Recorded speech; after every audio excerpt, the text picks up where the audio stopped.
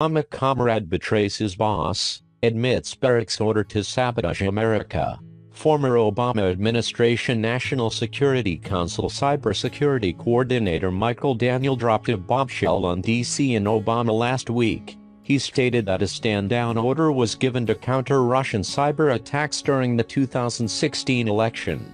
As I understand it, Susan Rice gave that order. She was ordered in turn by Barack Obama. Obama ran his administration just like a mafia boss would, complete with consigliere Valerie Jarrett at his side. This revelation turns the whole Russian mess on its head. Senator James Richard asked Daniel a very telling question during a Senate Intelligence Committee hearing. It was about a passage in the book Russian Roulette, the inside story of Putin's war on America and the election of Donald Trump. This segment was on a staffer from Daniel's team, Daniel Prieto. It recalls the time when Obama's national security advisor Susan Rice told Daniel and his team to halt their efforts and to stand down in countering Russia's cyber attacks. You want collusion? There you go. That comes as no surprise considering how corrupt the DOJ and FBI are and how they conspired to spy on and take down President Trump. They tried to conduct a political coup for Hillary Clinton and failed. This is all part of that. Daniel said to his team that they had to quit working on options to counter the Russian attack. We've been told to stand down. Prieto is quoted as being incredulous and in disbelief and asking, "Why the hell are we standing down?" That is an accurate rendering of the conversation at the staff meeting, but the larger context is something that we can discuss in the classified session. Daniel said, "But I can say there were many concerns about how many people were involved in the development of the options, so the decision at that point was to neck down the number of people that were involved in our ongoing response options. It's not accurate to say all activities ceased at that point. No, just enough to let the Russians have their way and then cry foul over it and point the finger at Trump." Daniel and his team were tasked in developing options to handle Russia's cyber attacks on the United States and our elections. Russians hacked the Democratic National Committee servers in 2015 and the voter registration systems of several U.S. states in 2016. No real harm was ever done to the Democrats, but it certainly prepped the attack on President Trump.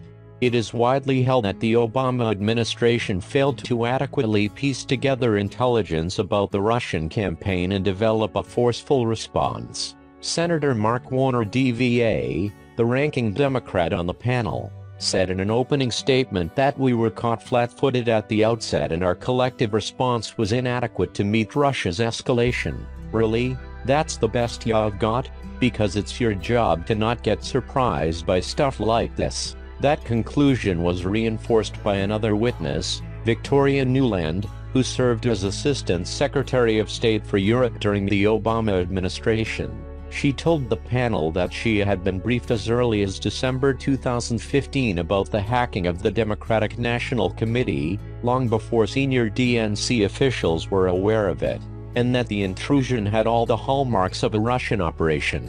As she and other State Department officials became more alarmed about what the Russians were up to in the spring of 2016, they were authorized by then Secretary of State John Kerry to develop proposals for ways to deter the Russians. But most of those steps were never taken because officials assumed they would be taken up by the next administration.